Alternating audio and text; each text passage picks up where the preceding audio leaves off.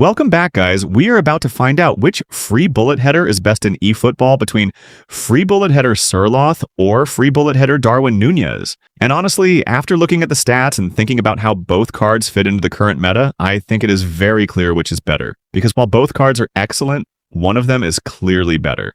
Now, before we start, I want to make one thing clear. Both of these cards are absolutely fantastic for free-to-play players. Konami rarely gives away strikers with bullet header, and the fact that we now have two free options is honestly incredible. But let's break this comparison down category by category. Let's start with playstyles because this is arguably the biggest difference between the two cards. Sorloth is a target man. Darwin is a goal poacher. Immediately, this tells us how both cards are supposed to play. Target men naturally drop deeper, hold up the ball, and bring teammates into play. They're physical strikers who can link attacks and dominate defenders physically. Goal poachers, on the other hand, constantly attack space. They make aggressive runs behind defensive lines and are generally much more dangerous inside the box. And honestly, in the current eFootball meta, goal poacher is usually considered the superior playstyle. The meta rewards movement. It rewards aggressive runs.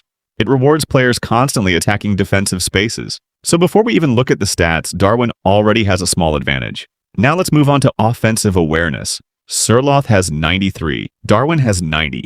This is interesting, because normally higher offensive awareness means better movement. So, despite being a target man, Sorloth actually has superior attacking intelligence on paper. 93 is an elite number for any striker. It means Sorloth should position himself extremely well and consistently find dangerous spaces. However, because Darwin is a goal poacher, his actual in-game movement may still feel more aggressive despite the lower awareness. This category is honestly very close. Next, let's talk about dribbling. And honestly, this one isn't close at all.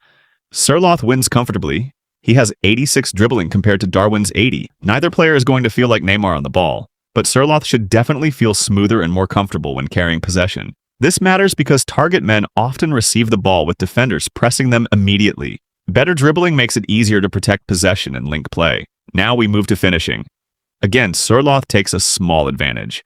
91 finishing compared to Darwin's 90. Realistically, 1 point won't create a massive difference in gameplay. Both cards should be excellent finishers. So for me, this category is essentially a draw. But now we arrive at the most important category, aerial ability. Because both players have bullet header. And honestly, this is where things become really interesting. Both players have 90 heading, so they're identical there. However, Darwin has 91 jump compared to Sorloth's 85. That's a significant difference. Jump is incredibly important for aerial duels because it determines who actually reaches the ball first. Combined with bullet header, Darwin's superior jumping ability immediately makes him a more dangerous aerial threat. Both players also have identical 91 physical contact, which means neither striker should be easily bullied by defenders.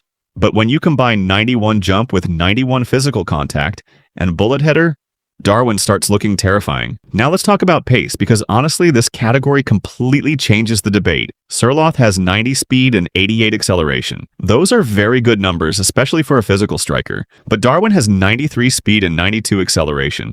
That's a huge advantage.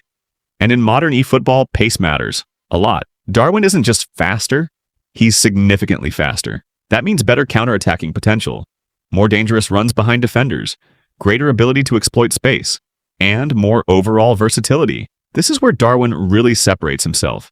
Because while Sorloth is primarily a traditional physical striker, Darwin offers that same physical presence while also possessing elite pace. Very few defenders enjoy dealing with fast, physical goal poachers. Now let's discuss kicking power. Darwin has 91. Sorloth has 90. Again, the difference is minimal. Both cards should produce extremely powerful shots. So this category is effectively even. When we look at the complete package, something becomes very clear. Sorloth is the better traditional striker. He's more technical, he has slightly better movement stats, and he should excel as a hold-up striker who brings teammates into play. If your style revolves around crossing, possession football, and physical domination, Sorloth is fantastic. But Darwin simply offers more. He's faster, he jumps higher, he's a goal poacher, and he still maintains elite physicality. Essentially, Darwin can do almost everything Sorloth does, while also threatening defensive lines with pace. That's incredibly valuable in today's meta. The biggest reason I think the debate is over is simple. Meta matters. And right now, goal poachers dominate eFootball. Aggressive movement combined with elite pace consistently destroys defenses. Darwin fits that perfectly. Sorloth is excellent. But Darwin feels built specifically for the modern game. Does this mean Sorloth is bad? Absolutely not. In fact, many players may still prefer him depending on their playstyle. If you love crossing and hold-up play, Sorloth could genuinely be the better option for you. But if we're talking purely about overall effectiveness, versatility, and meta relevance, then I honestly don't think it's particularly close. Darwin Nunez wins. You get bullet header, you get elite pace, you get strong physicality, you get goal poacher movement, and you get a striker capable of hurting opponents in almost every possible way. So here's my final verdict. Free bullet header Sorloth is amazing, but free bullet header Darwin Nunez is simply better.